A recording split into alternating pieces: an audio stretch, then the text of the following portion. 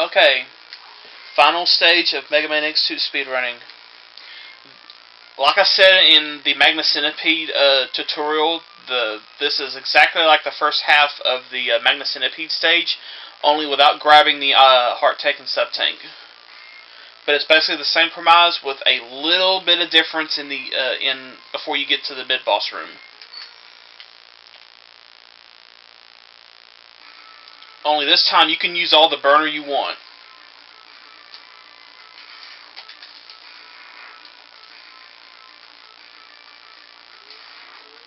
See, that's the difference there. You can use the burner through there.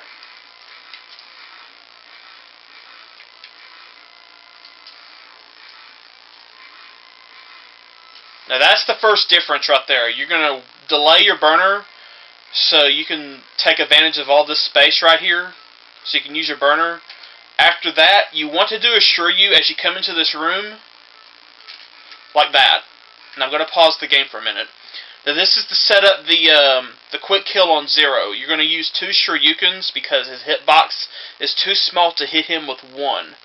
Now, depending where you are, as Zero spawns down, will determine what kind of Shiryu you're going to have to do.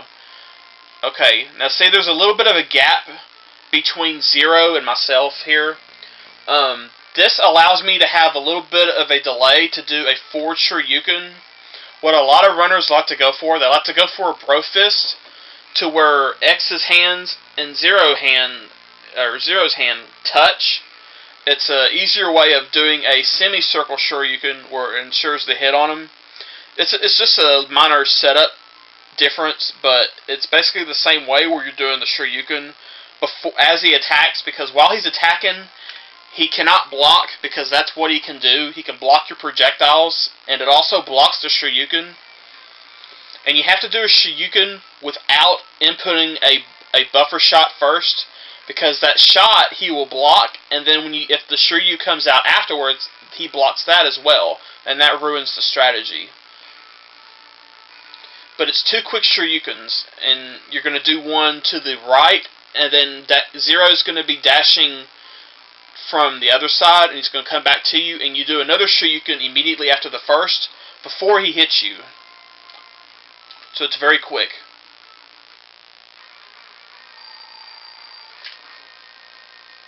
Like that. That's how you do that fight, right there.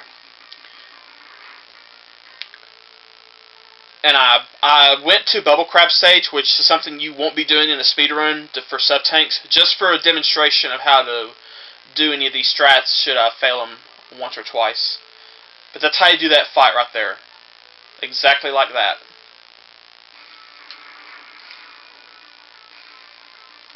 Now, if you're on a good run, it could all go bad here at Neo Sigma. Now, you want to set yourself up on this side of the screen, because when you lose control of X, he has to walk to this part right here, basically where he's at now. So as you fall, you can set yourself up, and look, as I fall from jumping, you're going to see his foot, like the back of his foot graze this line. That's where you want him to be, because then he does not move at all when you get to the next fight. Like that. He's already set up. Now, Sigma has quite a few patterns here. And before I start this battle, I'm going to discuss briefly what he can do. He can either dash towards you, which is what you want, and then he'll sometimes go to the wall, and then teleport. That is the optimal strat. And what you're going to do, you're going to dash jump to the wall, and anticipate him doing this move. Because then you're going to dash jump over him, he's going to go to the wall, and then as he comes up, you're going to Shiryu back to the right, or to the left, and kill him. That's the optimal way. He may not do it, but then he might. This is all random. If he does not do that, he could shoot pink balls as he starts. You basically go to the wall, you bait out the first couple, and then you're going to dash in front of him before the ones from behind hit you and Shiryu in the face. I mean, that's slower, but you still have your Shoryuken, and this is very important. So let's just give it a go and see what he does.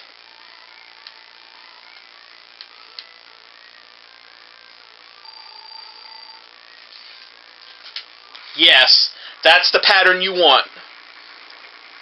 That's what you want. Right there. That is what you want to happen. It's rare to get that in a explanation video. Okay, now for Final Sigma. There's 3 ways to really kill him. There is the frame perfect Shoryu against the left wall. That's frame perfect. You have to execute the Shoryu at the right moment, and you can one-shot him. I will not be doing that strat. That's just too much. There's also the Ajarmar special, named after a speedrunner named Ajarmar from Sweden, where if you stand still and do a Shoryu to the right, or to the left, just like the frame perfect variation, there's actually 3 frames that he will die on if you execute it in the right moment. However, in between each of these 3 frames, there is 1 frame that if the Shoryu goes off, it will not one-shot him.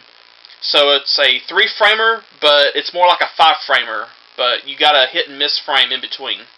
And then there's a method I like to do. I like to dash under him when the battle starts, dash back toward the left, and then do a Shoryu as he does his motion to the wall here, and that's the natural path of the Shoryu, and that catches him. And if you do it correctly, it'll one-shot him that way. In all cases, if you fail to Shoryu, you can always do a backup by Shoryuing him as he comes across the screen on his first pass of his little beam. It's a very simple fight once you get this far. But I'm going to do the dash. I'm going to do the Caleb Hart method. He's going to dash forward, dash back, Shoryu. See, I've missed it. Back up. Very, very simple. And that is the last stage of the game. And that ends the Mega Man X2 speedrun.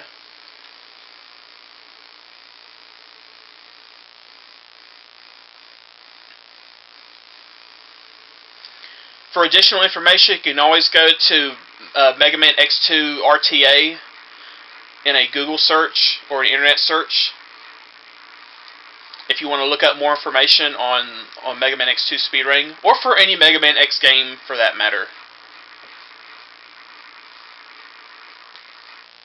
But hopefully these videos help some of you X2 runners out there, or for those that may be wanting to pick up this game.